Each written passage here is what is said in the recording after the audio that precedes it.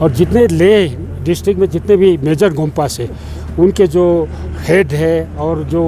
गोंपा association के member है वो भी मौजूद थे। लद्दाख बुद्धिस्ट एसोसिएशन के जितने कारकुन हैं हम सब मौजूद थे। हमारी एक जॉइंट मीटिंग हुई जिसमें central institute of Buddhist studies को डीम टू बी यूनिवर्सिटी का दर्जा देने के बाद जो मुश्किलात इनके सामने दरपेश हुई, 6 साल गुजरने के बाद भी डीम टू बी यूनिवर्सिटी के हिसाब से कारकर्दगी जो नहीं चल पाया है उसको लेकर चिंता जाहिर करने के लिए आज की ये मीटिंग हमने मुनाक़द की। और विशेष तौर से हाल ही में आपको मालूम है कि तकरीबन 2 महीने से ज़्यादा वहाँ के जो पढ़ने वाले जितने भी स्टूडेंट थे उनकी अपनी मुश्किलातें थी, दरपेश थी, उसको हल करने के लिए, उनका सोल्यूशन ढूंढने के लिए 2 महीने तक उन्होंने भूख हड़ताल किया था, जिसको पर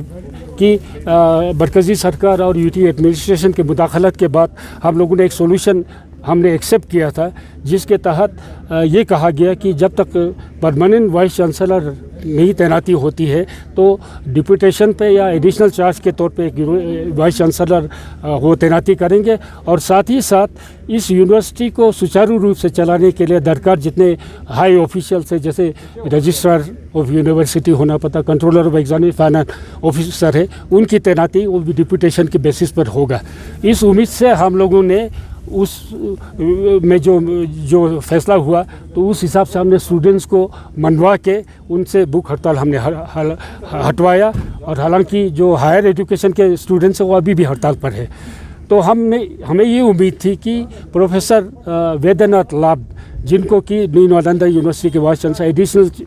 चार्ज विथ फुल पावर उन्होंने तैनाती की, तो हमें ये उम्मीद थी कि यूनिवर्सिटी का डीम टू यूनिवर्सिटी का सिलसिला जो है वो अब सुलझेगा और इसमें हमें जो हमारे मंशा के मुताबिक जिस पर्पस को लेके इस इंस्टीट्यूशन की स्थापना हुई थी उसके हिसाब से ये चलेगा, इस उम्मीद के साथ हम लोगों ने मौका दिया था। लेकिन अनफॉर्चुनेटली जो भी फैसला न्यू जो एडिशनल चार्ज लेकर जो वाइस चांसलर आए उन्होंने जो भी फैसले लिए वो ठीक जिस मकसद के लिए इंस्टीट्यूशन उसके विपरीत ये लोग काम हुआ है। पहली बात तो जो वाइस चांसलर की परमानेंट तैनाती के लिए जो एडवर्टीजमेंट इन्होंने इशू किया है, जिसमें जो एसेंशियल क्वालिफिकेशन जो कि ओरिजिनल इंस्टीट्यूशन के हेड के लिए होना चाहिए था उसमें फेर बदल करके इतना डाइल्यूट किया है कि कोई भी इसका वाइस चांसलर बन सकता है। जबकि इस यूनिवर्सिटी के मकसद को पूरा करने के लिए नालंदा ट्रेडिशन का एक बुद्धिस्ट एक्सपर्टीज़ का होना बहुत ज़रूरी था। साथ ही साथ हम मानते हैं कि एडमिनिस्ट्रेशन चलाने के लिए वो भी नॉलेज ज़रूरी है, हिंदी इंग्लिश की भी। उसमें फेर बदल करके इतना डाइल्यूट किया है कि कोई भी इसका वाइस चांसलर बन सकता है। जबकि इस यूनिवर्सिटी के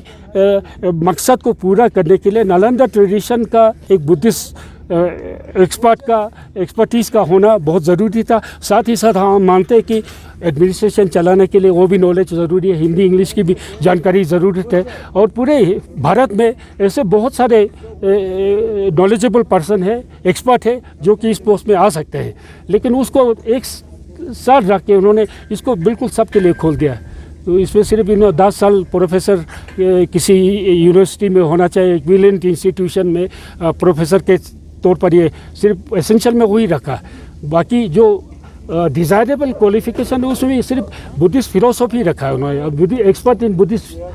स्कॉलर रखा है। स्कॉलर में कोई भी आ सकता है। नालंदा ट्रेडिशन के हम इसमें ये देखते हैं कि एक नीयत ये है कि नालंदा ट्रेडिशन के बुद्धिस्ट वाले को इन्होंने ना लाकर जो अभी तक इन्होंने जो अभी ये है वो इनका मंशा है। तो एक तो वो गलत तरीके से हमने ये उस पर एतराज़ जताया और हमने ये कहा है कि इस एडवर्टीज़मेंट को वापस ले और ओरिजिनल जिस ढंग से एसेंशियल क्वालिफिकेशन इस यूनिवर्सिटी के लिए प्रोवाइडेड है, जिसमें सुप्रीम कोर्ट का भी फैसला है। सुप्रीम कोर्ट का फैसला है कि ये यूनिक इंस्टीट्यूशन है और इसका जो हेड है वो नालंदा ट्रेडिशन में एक्सपर्ट होना ज़रूरी है। सुप्रीम कोर्ट का फैसला उस मुताबिक दोबारा से इसको एडवर्टाइज़ करें। दूसरा जो डिप्यूटेशन पे जिनको तैनाती की है या एडिशनल डिपार्टमेंट जो कि बिल्कुल ज़रूरत नहीं थी, हिंदी इंग्लिश ज्योग्राफी, ये इस यूनिवर्सिटी में डिपार्टमेंट खोलने की ज़रूरत नहीं थी, जिसको जो पिछली बार जो मैनेजिंग बोर्ड की मीटिंग, बोर्ड ऑफ मैनेजमेंट की मीटिंग उन्होंने हमने रिजेक्ट किया था, उसके खिलाफ जाके इस वाइस चांसलर ने वहाँ पर नया डिपार्टमेंट खोलना शुरू किया है, जो कि इस यूनिवर्सिटी के स्टेटस को डाइल्यूट करने का हमें इस तरीके के तौर पर हम देखते हैं। तो इन चीज़ों के लेके हम लोगों ने हिज एक्सेलेंसी लेफ्टिनेंट गवर्नर को के संज्ञान में ये चीज़ें लाया है और उनसे ये रिक्वेस्ट किया है कि मरकज़ी सरकार, होम मिनिस्ट्री ऑफ कल्चर, उनसे रास्ता कायम करके ये 15 दिन के अंदर अगर इन चीज़ को वापस नहीं लिया जाता, इसके बारे में जो हमारी मंशा के मुताबिक फैसला नहीं होता है, तो सभी लद्दाख के जितने गोम्पा है, मोनेस्ट्रीज है और बुद्धिस्ट एसोसिएशन और लद्दाख की पब्लिक है, हम सड़कों पर आएंगे और इसको मनवाने के लिए हम जिस हद तक भी जाना पड़े हम जाने के लिए तैयार है। ये हमने आज इनके संज्ञान में लाया। उन्होंने हमें एश्योरेंस दिया लेफ्टिनेंट गवर्नर साहब ने कि इसको होम मिनिस्ट्री ऑफ कल्चर उनके सामने रखेंगे और इसको एक सोल्यूशन ढूंढने की कोशिश करेंगे। उन्होंने हमें आश्वासन दिया है।